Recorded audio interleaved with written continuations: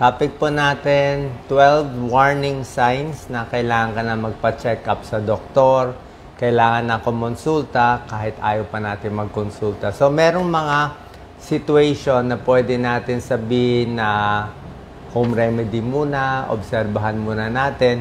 Pero merong 12 na situation, 12 na senyales, sa tingin ko mas maganda pa-check up na tayo. Merong mga bagay na walang choice para lang makasigurado.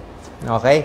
Hindi naman kailangan tuloy-tuloy yung consult. At least isang beses para tayo makasigurado. Ano tong 12 signs na dapat na magpa-check up? Number 1, palaging pagod. Ibig sabihin sa matagal na panahon, baka 1 buwan, 2 buwan ka ng pagod. Parang hindi ka makagalaw. Pag sa umaga, pagising mo, dapat refresh ka, di ba? Pero pagod ka pa rin. Hirap ka makatulog. Maraming possibility yung laging pagod Laging pagod, nanghihina, maraming possibility. Pwedeng anemic. Kulang ka sa dugo, kaya ka napapagod. Pwede yung laging pagod, thyroid problem. Hindi mo kasi mahalata. Minsan, hindi naman lumalabas yung thyroid problem. Yung anemic, hindi mo rin mahalata. Baka kulang ka sa vitamins. Pwede rin pagod. Low potassium, mababa ang potassium, hina din lagi. Depressed. Baka depressed, kaya laging pagod. At diabetes. Yung mga may diabetes, laging nangihina. Laging pagod din yan. At syempre, ang binabantayan natin, ayaw natin yung mga bukol. Diba? Kasi yung mga cancer, ang sintomas dyan, hindi naman masakit agad. Minsan, fatigue lang Parang pagod lang lagi, pero wala ka pa nararamdaman na kahit anong sakit. So, pag pagod kayo, siguro 2 buwan ng pagod, wala namang masama, magpa-general check-up. Number 2, out of 12 signs, kailangan ng kumonsulta, pagbabago sa mood. Yung may mental health problem, usually hindi mo mapapansin yung mental health problem yung mga bipolar disorder. Bipolar, minsan sobrang hyper na sobrang saya. Tapos mamaya, sobrang lungkot. Yung pabago-bagong mood niya, sobrang saya ng ilang araw, 3 araw, labas ng labas. Tapos 3 araw, nagkukulong sa kwarto, bipolar yon. Yung mga depressed, yung depression, one side lang, malungkot lang. Meron din mga personality disorder, meron din schizophrenia, mental health problem. Ang problema dito sa mood changes, usually ganito ang nakikita natin sintomas. Kung di sa inyo, baka sa kamag-anak nyo. Parang lagi siyang irritable. Parang irritable siya na mabilis magwala, mabilis pumutok. Mabilis siya. Parang hindi mapakali. Parang inis sa mundo. Pero wala namang reason. Walang reason. Basta mabilis lang siya mag-snap, mabilis magalit, irritable. Usually, yun ang pinaka-sign na baka bipolar, baka may depression, baka schizophrenia. Yun ang pinaka-mood change, yung irritable na hindi mapakali. Okay? Wag kayong mag-expect na pag depressed kailangan nagkukulong, hindi na kumakausap sa tao. Minsan hindi ganoon Yung lagi lang galit, nag-i-snap na. So iba na 'yon, mood change na 'yon. Number 3 sign na kailangan na magpa-check up, yung malakas humilik lagi. Yung hilik ng hilik na parang nahihirapan huminga. Yung pag natutulog parang narinig mo lagi gumagano siya. Parang tuloy-tuloy yung hinga niya. So, parang laging may barado dito sa lalamunan, sleep changes, pwede siyang obstructive sleep apnea. May barado dito sa lalamunan. Pag obstructive sleep apnea, meron na heart attack doon Marami ngayon na nalalagyan na nitong CPAP machine kasi sino ang at risk? Yung medyo maiksi yung leeg. Kung medyo maiksi yung leeg, may taong gano'n maiksi ang leeg, medyo makapal dito sa leeg, o medyo overweight, kahit di ganun ka-overweight, bali yung dila na babara sa lalamunan pag natutulog. Basta yung hilik ng hilik, pa-check kayo. Tapos paggising, hindi magandang pakiramdam. Sa pagtulog, merong isang important sign ng mental health problem. Ito, hindi nyo to alam. Yung madalas bangungutin. wag na lang bangungot, nightmare. Laging masama yung panaginip. Okay? Kung paminsan-minsan masama panaginip mo, okay lang yon. Pero yung ilang araw, parang may humahabol sa'yo, may multo, yung tuloy-tuloy yung sumisigaw ka, pagising mo sa madaling araw.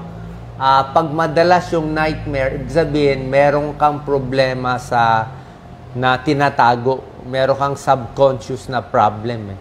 So, baka depression, baka may ibang problem ka, baka sobra kang stress. Kaya, laging nightmare, masamang panaginip, tapos hindi pa makahinga. Tapos, insomnia pa. Pagising mo, parang hindi ka refresh. Parang kulang pa rin sa tulog kahit nakatulog ka. Number 4 sign na kailangan na magpa-check up sa doktor, yung mga pagbabago sa balat. Basically, nunal. Kung meron kayong makita malaking nunal dyan na maitim na dati wala naman. Tapos biglang lalabas, may maitim na nunal. Palaki ng palaki. Ano yung mabilis lumaki na nunal? Ang mabilis lumaki siguro within 6 months. Sa loob ng 6 months o 1 year, lumalaki. Yung mabilis na yung lumaki. Dapat naman mabagal ang laki ng nunal. Diba? Kung lalaki siya, siguro 3 years, 4 years, lalaki konti. Pero yung napapansin mo, mabilis lumaki, lalo na yung itim na itim, yung sobrang itim na nunal, o masyadong malaki yung nunal, pa-check tayo kasi common din ng skin cancer. Skin cancer, deadly siya. Kahit balat lang siya, kala natin balat lang siya, pero nakamamatay ang skin cancer. Mabilis kumalat ang skin cancer. Mas mabilis pa nga kumalat ang skin cancer compared sa thyroid cancer. Yung thyroid cancer nga, tawag natin, medyo mabait na cancer kasi mabagal kumalat. Pero yung skin cancer, mabilis kumalat.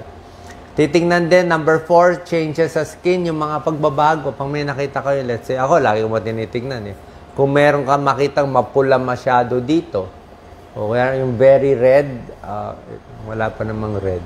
Pero kung very red, papacheck, no choice. Ano yun? Palmar erythema. Liver problem yun. Pwedeng liver cirrhosis, pwedeng bukol sa liver, o pag sa katawan, meron kayong nakitang patsi-patsi na, basta yung kakaibang kulay, o yung hindi ka naman kinagat ng lamok, hindi ka naman eczema, hindi mo naman kinakamot, tapos merong mga bago ka nakikita sa balat mo, lalo na dito sa may dibdib, sa may tiyan. Kung may bago kayo nakikita, pa-check na lang. Kasi, yung mga internal organs natin, internal organ, yung mga kidneys, yan, yung mga liver, yung mga diabetes, lumalabas sa balat yan May diabetes, may kidney failure, sa balat lumalabas yung mga rash. Tapos yung mga liver cancer, may mga lumalabas na spider angioma, may kung ano lumalabas. So, minsan yun lang ang clue. Yun lang ang clue. Number 5 out of 12, pagbabago sa timbang. Okay? Biglang namayat. Ito, very obvious to. Pag namayat kayo ng 10 pounds, di ba, walang gana kumain, hirap matunawan, okay naman hirap matunawan minsan, pero yung namamayat ka ng 10 pounds, maraming dahilan. Pwede natin sabihin na yung biglang namamayat, hindi nyo alam to tuberculosis, TB. Ang daming may tuberculosis sa Pilipinas. Ang active TB natin, more than 1 million. More than 1 million active TB. So, tuberculosis namamayat. Yung hepatitis B sa Pilipinas, very common din. Hepatitis B natin, 16%, which is, luma na yung data ko, 16%. 16 million. 16 million Pinoy may hepatitis B carrier. Pwede ring mamayat kasi yung liver medyo namamaga konti. So, TB, hepatitis, thyroid problem, hyperthyroid, mamamayat, yung mga bowel problem, namamayat, at syempre, cancer namamayat. Oo, cancer, di ba? So, pag namayat ng 10 pounds na hindi nagpapapayat, yun na yun. Okay? Hindi sigurado cancer, marami nga cancer, TB, hepatitis, o baka malnourished lang. Marami namang dahilan Number 6, pagbabago sa dumi. Okay, pag ang dumi nyo may dugo na lumabas o maitim ang lumabas, walang choice magpapacheck up. Yung maraming dugo o kulay itim, at least pa-check some beses. para masigurado natin na baka almoranas lang, diba? Pero ang takot tayo, colon cancer, stomach cancer, o ulcer. Ulcer na dumudugo, ulcer na minsan yung ulcer, walang pakiramdam. Yung ulcer, masakitan yan. Pero may ulcer na, so, pag dumumi ng dugo, ibang usapan. O pag sumuka ng dugo, ibang usapan yun. Sumuka, dumumi ng dugo, pa-check agad yun. No choice tayo doon. Diba? So, yun ang mga pancreatic cancer, liver cancer, lahat yan possible. Number 7 out of 12 na no choice, magpapacheck up yung ihi ng ihi. Yung ihi ng ihi, hindi naman ganun kadelikado dapat, diba? Ihi ng ihi sa babae, pwede UTI. Ihi ng ihi, pwede tumatanda ang babae, menopause, di ba? Mabilis Lalaki, lahat ihi ng ihi. Pag edad 40, 50, 60, ang lalaki, lumalaki ang prostate. Halos lahat lumalaki ang prostate. So, ihi din ng ihi. Pwede rin yon. Ang problema lang, sa ihi ng ihi, minsan masakit yung pag-ihi, di ba? So, bukod sa prostate na lumalaki sa lalaki, ang kinakatakot natin sa mga lalaki, prostate cancer. So, para malaman kung prostate cancer o hindi, papa-ultrasound tayo. Papa-ultrasound, papa-check sa urologist para malaman na prostate lang lumalaki. May gamot ininom sa prostate. Walang home remedy sa prostate. Wala. May gamot, yung mga Avodart, Duodart, yung mga, walang choice, walang generic. May generic na finasteride, pero wala pa talagang generic na murang-mura. So, walang choice prostate, yun lang ang pinakamagagawa natin. Kundi lalaki. Pag lumaki yung prostate, baka maoperahan, baka makayod. Kinakayod pa yung prostate. So, no choice pa mga lalaki ngayon, tulad ko, prostate problem. UTI, lumalaki prostate cancer, iniiwasan. Tsaka yung ihi ng ihi, pwede rin diabetes. Diabetes ang early sign na uhaw. Laging dry mouth tapos ihi ng ihi. Number 8 out of 12 kailangan magpa-check up, laging nilalagnat. Laging nagkakasakit. Dapat magkakasakit tayo mga 3 times in a year. Pero kung napansin nyo na pag nakakasakit kayo, halos buwan-buwan. Buwan-buwan na trangkaso. Buwan-buwan may mga rashes dito. Buwan-buwan may nangyayari. So, bakit every month nagkakasakit? Ba't lagi may sinat sa hapon man nagkakasakit? Ibig sabihin, mahina ang immune system. So, pwedeng mahina immune system, mainit, kulang sa vitamins, pero merong mga sakit na nakakahina ng immune system tulad ng HIV/AIDS.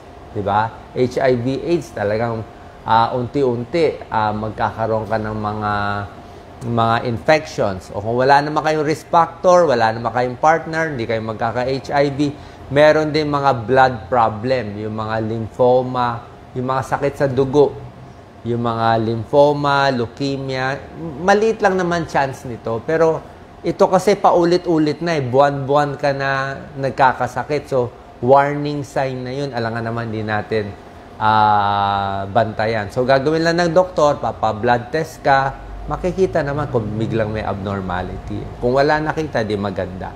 Diba? Baka stress ka lang. Pero bago natin sabihin na lahat ito ay stress lang, pa-check na lang. Diba? Sayang din. Baka mabuhay. Diba? Gusto na naman natin long life. So, yan. Frequent infection, pa-check ng CBC, check kung may blood problem. Number 9, laging inuubo. Ubo ng ubo, hirap huminga. Yung dating hindi hirap huminga, lalo na pag ubo, may dugo, di ba? O laging may plema, di ba?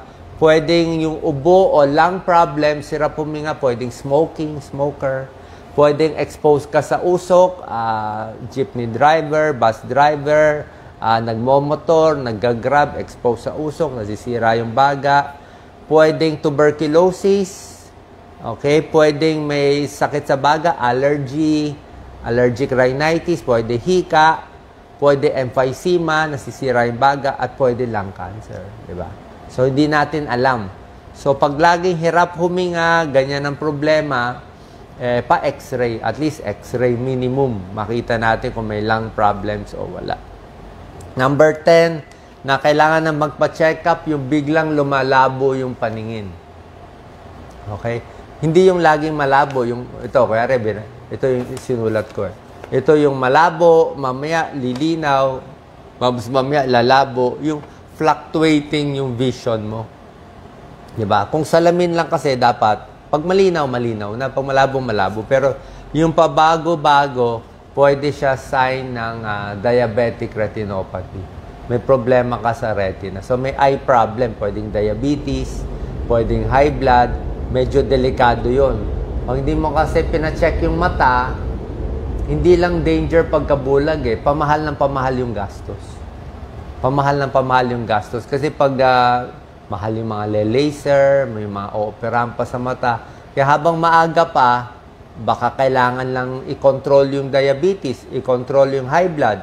Baka may glaucoma. Glaucoma, nakakabulag din. So, yung mata, very important din. Hindi lang natin pinapansin. Actually, yung tenga din, very important. Sa tenga, pag may lumabas na luga, yung nabara na. Minsan kasi nabubutas yung tenga Nabubutas yung tenga sa airplane, sa pag-akyat sa Baguio, mataas na lugar. So, pag meron ng luga na lumabas na marami-rami o nagbara na siya, pa-check din kayo sa tenga. Sayang din yung tenga kasi pag nabutas yung tenga, minsan di na gumagaling. So, forever na butas, lagi na may infection, mahirap din yun. Hindi ka na makaligo kasi pag ligo mo, pag napasukan ng tubig, tapos butas yung tenga, mag-i-infection. So, mata and tenga, number 10. Number 11, syempre, bilang cardiologist, chest pain pa rin talagang, lagi naman tayo. Karamihan naman ng chest pain, hindi sa puso. Lalo na kung bata pa kayo, kung kayo ay 30 years old, babae, wala namang, hindi naninigarilyo, masakit ng dibdib, most likely walang kaso. Pero pag kayo may chest pain, tapos edad 40 pataas, paano kung smoker ka? Paano kung diabetic ka? Lalaki, diabetic, malakas kumain, di ba? Matigas ulo, stressful yung job, government work, lawyer, med deadline, tapos sumasakit yung dibdib, hinihingal-hingal. Siyempre, ang dami ngayon inaatake sa puso, di ba? So, number 1 killer pa rin ang heart attack. Every day sa Pilipinas namamatay sa heart attack, almost 300 people. 300, lumang data to, siguro ngayon baka 350 na. 300 people dying every day. So, in a year, libo-libo namamatay from heart attack. Hindi na binabalita, paano? Very common, ba't namatay na heart attack? Parang as usual na yun pero syempre, heart attack, stress, smoking, tsaka chest pain.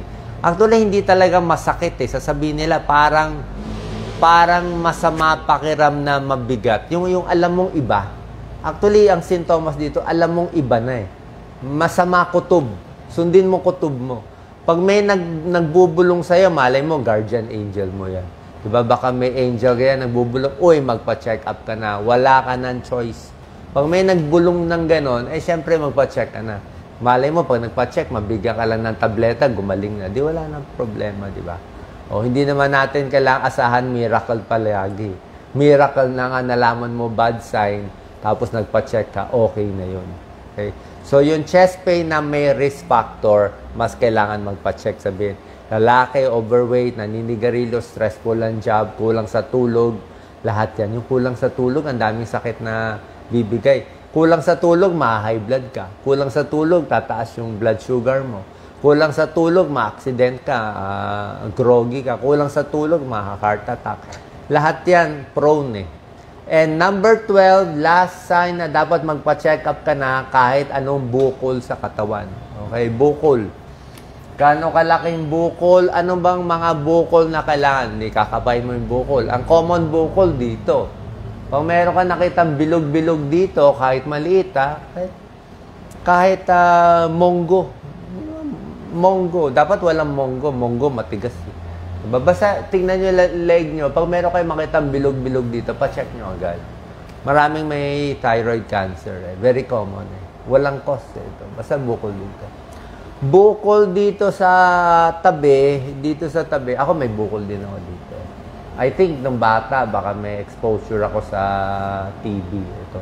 Meron akong bukol dito, parang kulani. Pero matagal na to napacheck mo na naman, wala na naman. So, pag kulani, at least pa-check nyo isang beses, pa-x-ray kayo. Kasi ang daming TB sa atin. Pero yung bukol na malaki-laki dito sa leeg, Yung mga bata, ang dami may bukol dito. Usually primary complex. TB yun eh. TB ng baga, pero ang tawag natin, mahina ang baga. Ang tawag natin, mahina ang baga, pero TB ng baga. Yun. Bibigyan ng vitamin sa baga, pero vitamin sa baga is anti-tuberculosis pa rin. So yung bata, pag mayroong mga bukol dito, titingnan nyo. Importante yun. O, pwedeng TB lang, o pwedeng may sira ipin, pero dito importante. Siyempre, sa babae, sa breast, walang usapan yan. Basta may bukol sa breast, check agad. Basta any bukol sa breast, kahit maliit pa, check agad. Ang daming breast cancer sa atin. 10% ng kababaihan sa Pilipinas, merong breast mass, breast cancer. Sobra dami. Number 1 killer sa babae ang breast cancer. Sa lalaki, hindi natin binapansin to pero bantayan nyo rin bukol sa balls, sa testis. Sa testis, alam niyo na yung balls, diba? Sa ari ng lalaki, diba, may balls tayo, yung dalawa. So, pag meron kayong nakapa na parang matigas na parang monggo doon, pa-check. Meron akong kaibigan na matay dito testicular cancer. So, yun yung mga bukol dito. Okay? Tapos sa ibang parte ng katawan, minsan may tsamba-tsamba. Meron mga sarcoma, yung mga bukol sa hita, mga tsamba-tsamba na hindi naman dapat. O pag sa kilikili, bukol, pwede sa breast yun. O sa lalaki, pwede rin magka-breast cancer, although mas maliit ang chance. So, any bukol na malaki, matigas, na ganun, pa-check nyo. Marami sa inyo dyan, may bukol na lipoma. Oo, pasalamat tayo kung lipoma. Lipoma is taba lang. Yung bilog na mga ganito kalaki na malambot. Malambot para siyang, basta malambot lang siya. Para siyang ginatan yung gutom na ata ako. Yung ginatan na bilo-bilo, yung bilog, ganun kalambot. Pero minsan meron dito, meron sa likod, meron sa dibdib. Lipoma, walang kaso. Minsan hindi na inaoperahan, hindi na tinatanggal. Parang ano lang siya, taba lang siya. Hindi naman siya delikado. So kung lipoma lang, no problem. Pero any bukol, maganda ma-check. Tapos yung mga skin changes, tingnan nyo. Pero syempre, lahat ito, kailangan tigil sigarilyo, kumain ng healthy, uminom ng maraming tubig, diba? Positive thinking lang. Huwag masyado mainitin ng ulo, good mood lang tayo kasi yung anger, galit sa ibang tao, mamaya magkasakit pa tayo niyan. Mas maganda wala tayong galit sa puso kasi nakakadagdag ng high blood at stress yan. Tapos dasal lang natin na maayos lang natin yung buhay natin. So itong 12 warning signs, sana po na nakuha nyo. Kung meron kayong problema, sa papalang tip, diretso na kayo sa espesyalista para makatipid tayo. Kung masakit ang dibdib, diretso na kayo sa cardiologist. Pag may bukol, diretso na kayo sa surgeon. Pag dito, diretso na kayo sa endocrinologist. Pag hirap huminga, humihilik, diretso na kayo sa ENT o pwede sa pulmonologist. Pag sa balat, diretso kayo sa derma. Bakit diretso na? Para makatipid kayo. Kasi kung pupunta muna kayo sa ibang doktor, tapos hindi niya linya, hindi magdodoble lang ang konsulta nyo, doble bayad. Diba? Magiging duso natin, mas makatipid kayo para isahan lang yung magiging bayad ninyo. Okay? So, sana po nakatulong itong video. Ingat po tayo lagi. God bless po.